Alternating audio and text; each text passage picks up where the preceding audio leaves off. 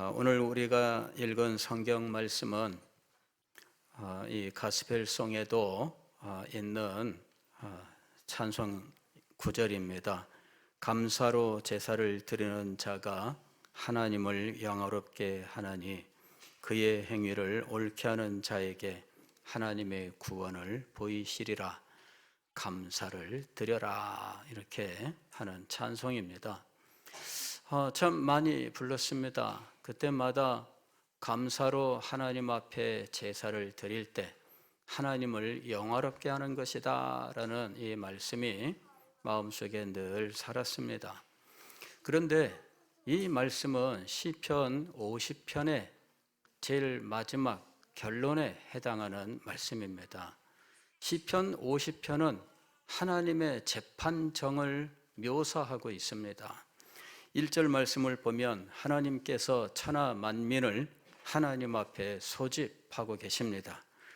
그리고 천하 만민이 모인 그 자리에 영광으로 임재하시는 장면이 2절과 3절에 등장합니다.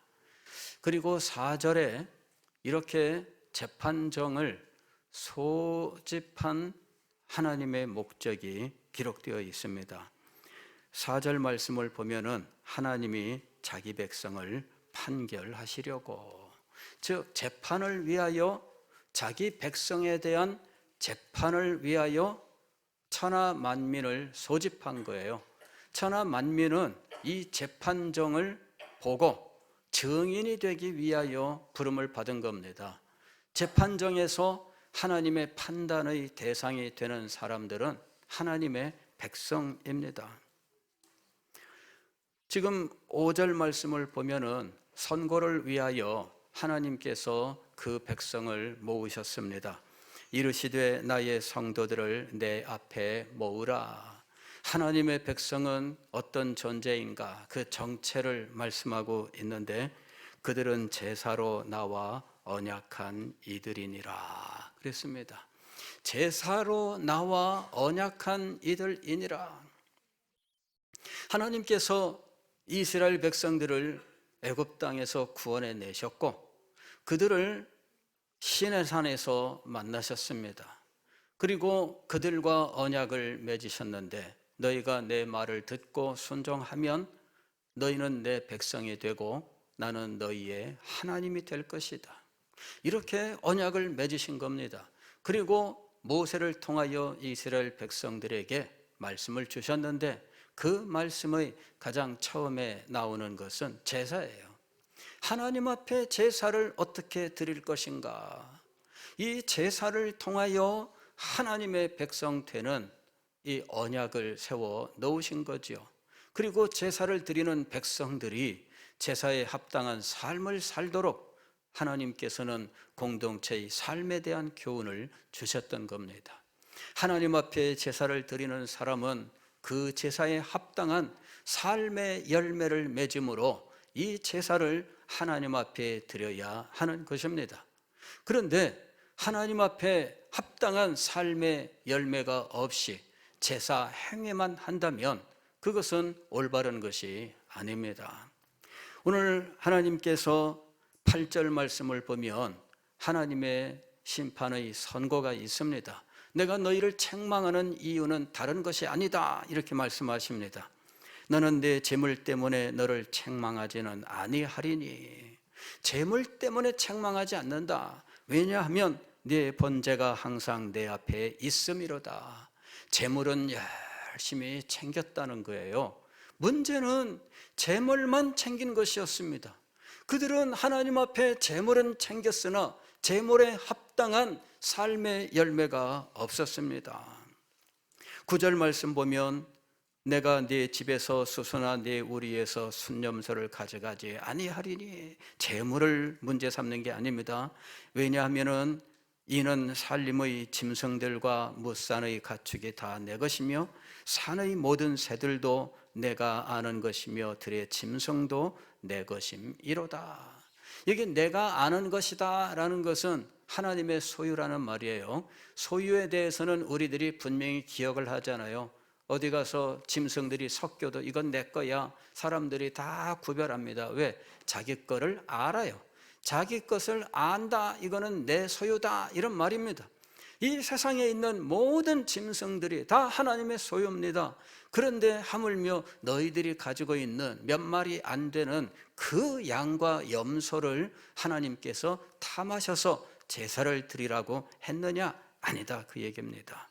12절 보면 내가 가령 주려도 내게 이르지 아니할 것은 세계와 거기에 충만한 것이 내 것임이로다. 제사의 문제가 아니에요. 아니, 제물의 문제가 아닙니다. 진정으로 문제는 무엇이냐면 16절 이하의 문제였어요. 하나님 앞에 제사를 드리는 사람은 제사를 드리는 자로서 합당한 마음의 자세, 삶의 열매가 있어야 했던 것입니다. 그런데 마음이 없고 삶의 열매가 없는데 제사만 열심히 챙긴다고 해서 그것이 하나님께 올바른 것이냐 하는 것입니다. 그것은 아니라는 것이죠. 16절 이하에 보게 되면 악인에게는 하나님이 이르시되, 여기 악인은 어떤 사람이에요? 제사는 열심히 드리는 사람이에요. 예배에도 열심히 참석하고요, 제사에 필요한 것들을 다 합니다. 제사에 필요한 것이 뭡니까? 제물이잖아요.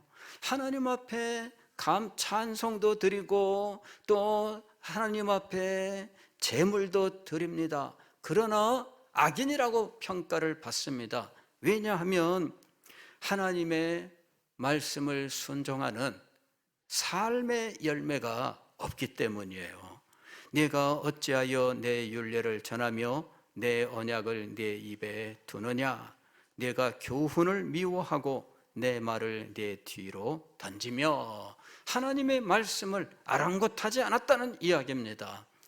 삶의 열매가 없는 이유는 하나님의 말씀을 아랑곳하지 않았기 때문이에요. 하나님의 말씀을 뒤로 던져버렸어요. 자기 눈앞에 하나님의 말씀이 보이지 않습니다. 왜? 뒤로 던져버렸으니까. 하나님의 말씀이 어디 있어요?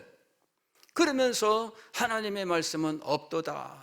하나님의 말씀이 없는 사람들의 삶이 무엇입니까? 내가 교훈을 18절 보면 도둑을 본즉 그와 연합하고 간음하는 자들과 동료가 되며 내 입을 악에게 내어주고 내 혀로 거짓을 꾸미며 앉아서 내 형제를 공박하며 내 어머니의 아들을 비방하는도다. 하나님의 말씀을 아랑곳하지 않고 뒤로 던져놓고 그냥 자기 욕심 따라서 살았어요. 그래서 제사는 드리는데 제사에 합당한 삶의 열매가 없습니다. 왜냐하면 하나님의 말씀을 저버렸기 때문이에요. 하나님께서 오래 참으셨습니다. 그러나 하나님께서 오래 참으시니까 방자한 마음이 들어서 하나님을 우습게 여기기 시작했습니다. 21절 보면 내가 이런 악한 일을 행하여도 내가 잠잠하였더니 내가 나를 너와 같은 줄로 생각하였도다. 하나님께서 이제 참지 않으시고 세상 만민들을 다 소집하고 그들을 증인으로 삼아서 하나님의 백성들에 대한 재판을 지금 시작하고 계십니다. 이 사람들이 악한 자들이라는 평가를 받습니다. 그들은 우리는 하나님 앞에 제사를 드렸습니다. 제물을 열심히 드렸습니다. 이렇게 변명을 합니다. 그러나 하나님께서는 그들의 주장을 받아들이지 않으십니다. 제물 때문이 아니다. 너희들의 삶의 열매 때문이다. 너희들이 삶의 열매를 맺지 못한다. 하나님의 백성으로 합당한 삶을 살지 못한다. 하나님의 말씀을 마음에 새기고 그 말씀을 따라 살지 못하고 있다.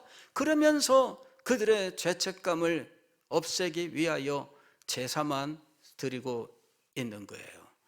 이걸 드릴 때마다 자기 마음속에 죄책감만 조금씩 지워가는 거예요. 우리는 변화되지 아니하고 죄책감만 지우는 삶을 살고 있다는 이야기입니다. 많은 사람들이 그렇게 살고 있어요. 우리는 어떤 특성을 가지고 있느냐 하면 내가 죄를 지으면 그 죄에 대하여 무엇인가 해당하는 일을 하면서 이 죄를 없앨 수 있다고 생각을 해요. 그래서 많은 사람들이 죄를 짓고 나면 그러면은 그에 합당한 어떤 선행을 가지고 무마시켜 보려고 하는 일들이 있어요. 우리나라에서도 최근에 재벌들이 이런저런 일에 연루가 되었는데, 그때마다 재벌들이 한 일이 무엇이냐면, 내가 10조를 들여서 재단을 세워서 이 사회에 공헌하겠노라, 이런 식으로 합니다. 그게 뭐냐? 내가 지은 죄에 대하여, 이 죄값에 대하여 내가 이만한 사회적 재단을 만들어서 그에 상응하는 어떤 대가를 내가 치르겠다, 그런 이야기죠.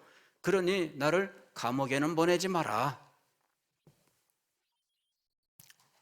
그런데 이런 재벌들은 그렇게 한다 치고, 오늘 우리들은 어떻게 살고 있느냐 하면 죄책감을 없애는 일을 행하면서 사는 거예요.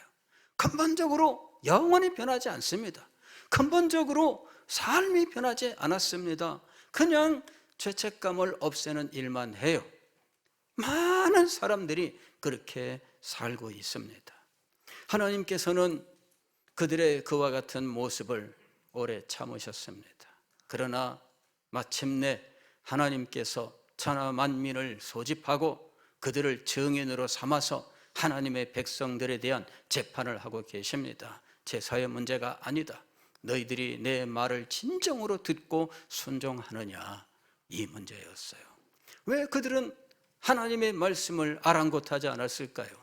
왜 그들은 하나님의 말씀을 저버렸을까요?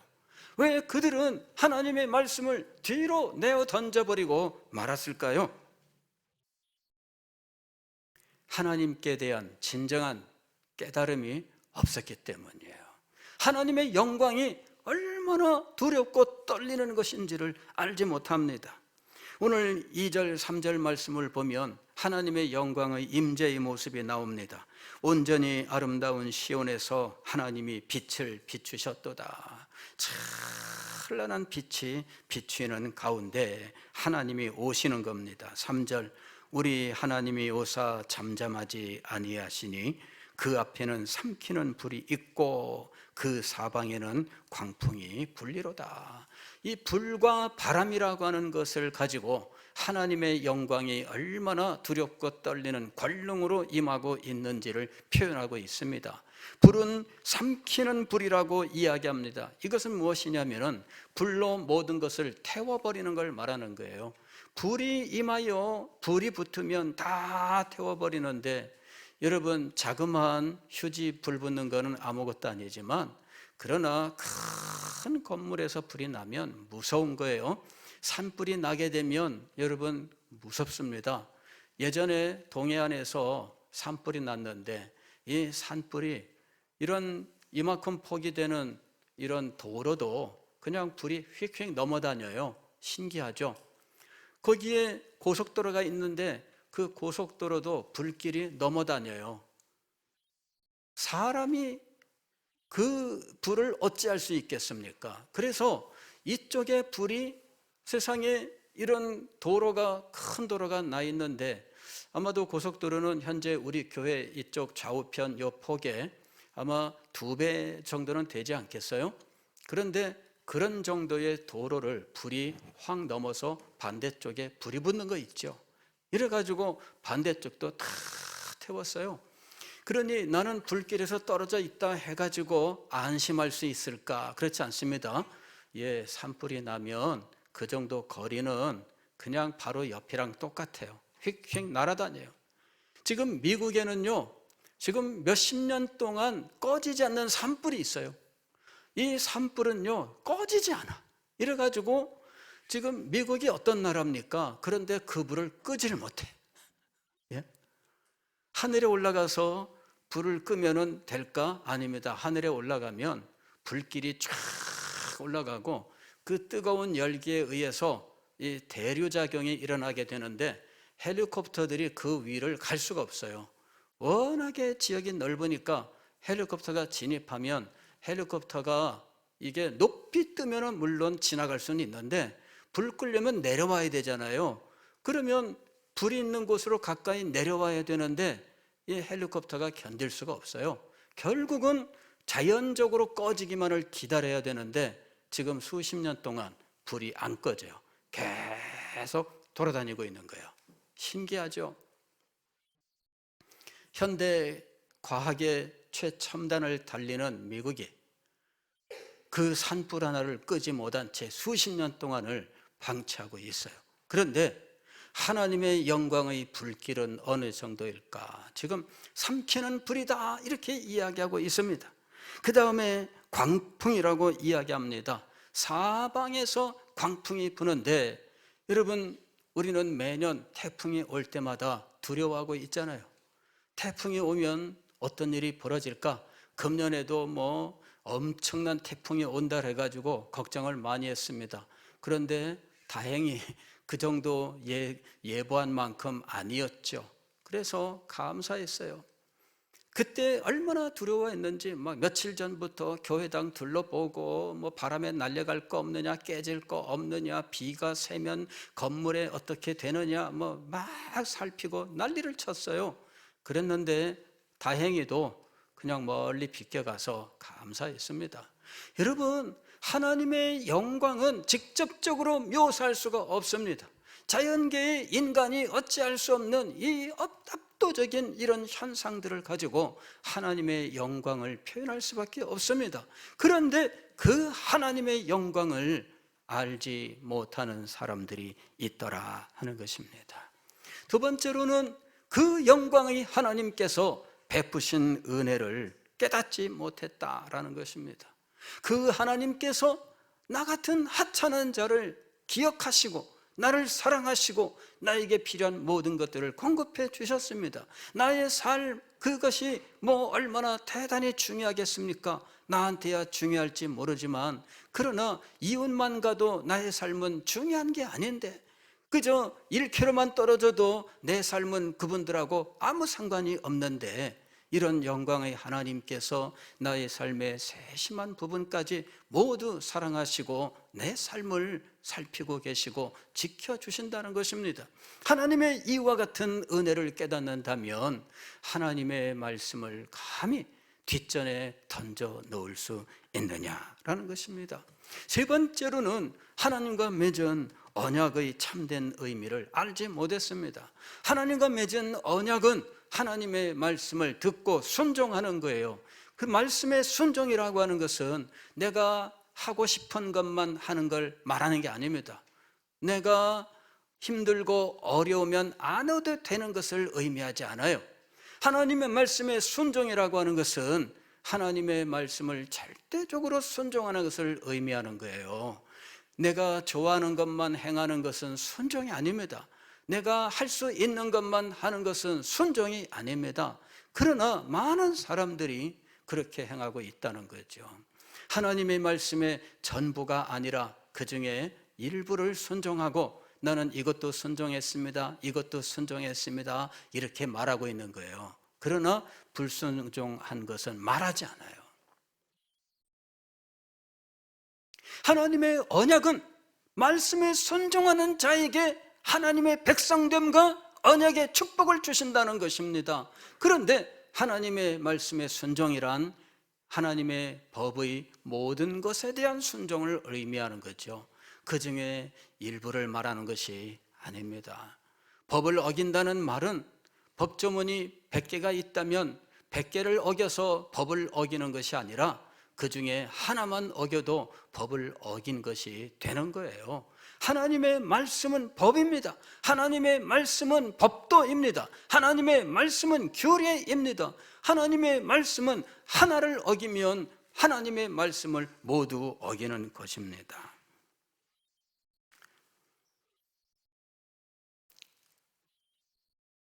이와 같이 하나님의 영광에 대하여, 하나님의 은혜에 대하여, 하나님의 언약에 대하여 참된 깨달음이 없을 때 그들은 하나님의 말씀을 뒷전에 던져놓는 거예요.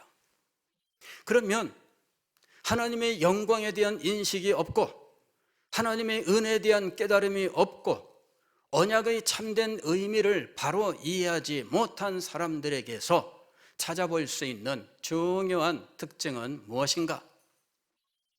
감사가 없는 것이다. 이것이 이 말씀의 핵심이에요. 그 사람에게서 무엇을 보느냐? 감사를 보라, 이 얘기입니다. 감사하는가? 범사에 감사하는가? 항상 감사하고 있는가? 하나님께서 주신 것, 하나님께서 인도하신 것, 내 삶의 순간순간 하나님 앞에 감사하는가? 그것을 통해서 그 사람을 알 수 있는 거예요. 하나님 앞에 제사를 드릴 때 재물의 문제가 아니다, 하나님이 말씀하셨습니다. 14절 말씀을 보면은 감사로 하나님께 제사를 드리며 그랬습니다. 감사로 하나님께 제사를 드리며, 재물을 가져오지 말아라, 그 얘기가 아닙니다. 제사에 필요한 모든 법도가 있어요. 그러나 거기에 반드시 수반되어야 하는 것은 하나님께 대한 진정한 감사라고 하는 거예요. 하나님의 영광을 알고 그 은혜를 깊이 깨닫고 하나님의 언약의 참된 의미가 그 마음속에 있어 하나님께서 내 삶의 모든 부분을 살피고 역사하시고 채우신다는 사실을 절실하게 깨달아 하나님 앞에 감사하는 것이죠. 한 번, 두 번 감사할 수 있어요. 그러나 그것이 아니라 그의 인격이 감사로 이루어져야 하는 것입니다. 23절에서도 역시 감사로 제사를 드리는 자가 나를 영화롭게 하나니라고 말씀하고 있습니다. 감사로 하나님 앞에 제사 드리는 참된 하나님의 백성이 받는 은혜와 복이 있습니다. 그는 하나님의 인정을 받습니다. 그는 무엇보다도 기도의 응답을 받습니다. 그는 환난 가운데 하나님 앞에 기도하면 하나님께서 그의 기도를 들으십니다. 15절 말씀을 보면 환난 날에 나를 부르라, 내가 너를 건지리니 네가 나를 영화롭게 하리로다. 우리는 이 말씀을 문맥과 떼어서 그냥 외우는 경우가 많아요. 환난 중에 나를 부르라. 그래서 어려움이 찾아오면 하나님 앞에 기도해야지. 맞습니다. 그러나 여기 환난 날에 하나님을 부르는 이 사람은 어떤 사람이냐? 정체를 보면 14절에서 감사로 하나님께 제사를 드리는 자예요.